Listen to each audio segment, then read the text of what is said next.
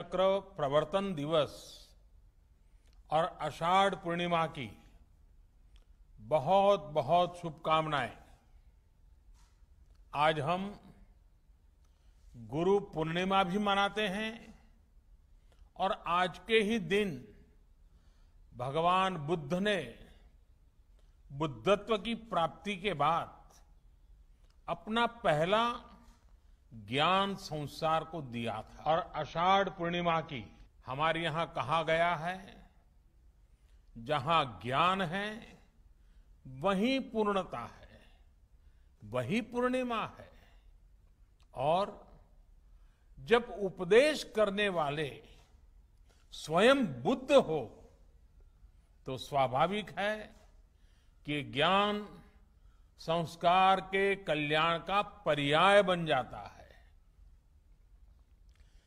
त्याग और तितिक्षा से तपे बुद्ध जब बोलते हैं तो केवल शब्द ही नहीं निकलते, बल्कि धम्म चक्र का प्रवर्तन होता है।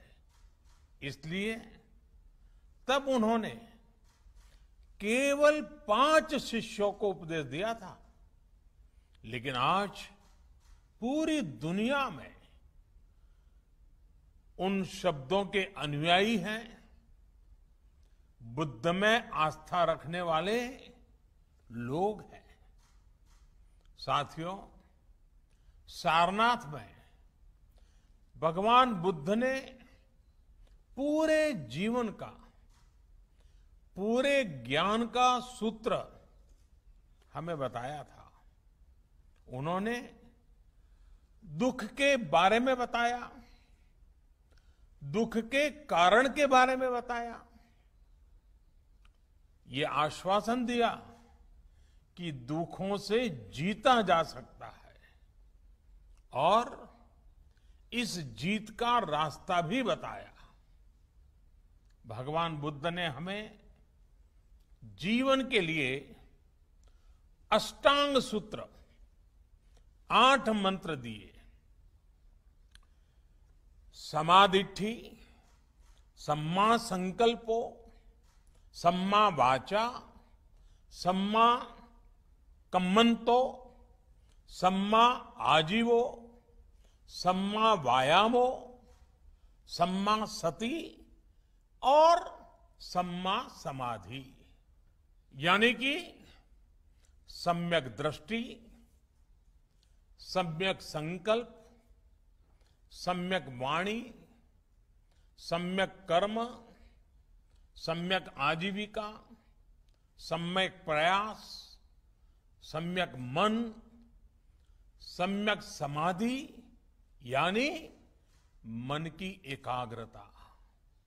मन, वाणी और संकल्प में, हमारे कर्मों और प्रयासों में अगर ये संतुलन है तो हम दुखों से निकलकर प्रगति और सुख को हासिल कर सकते हैं। यही संतुलन हमें अच्छे समय में हमें लोक कल्याण की प्रेरणा देता है और मुश्किल में धैर्य रखने की ताकत देता है। साथियों, आज कोरोना महामारी के रूप में मानवता के सामने वैसा ही संकट है जब भगवान बुद्ध हमारे लिए और भी प्रासंगिक हो जाते हैं। बुद्ध के मार्ग पर चलकर ही बड़ी से बड़ी चुनौती का सामना हम कैसे कर सकते हैं, भारत ने ये करके दिखाया है। बुद्ध के सम्यक विचार को लेकर आज दुनिया के देश भी एक दूसरे का हाथ थाम रहे हैं, एक दूसरे की ताकत बन रहे हैं। इस दिशा में इंटरनेशनल बुद्धिस्ट कॉन्फेडरेशन का केयर विथ प्रेयर इनिशिएटिव, यह भी बहुत प्रशंसनीय है। साथियों, धम्मपद कहता है, नहीं वैरेन वैरानी संपन्तिध कुदाचनम अवैरेन च संपत्ति एस धम्मो सनंततो।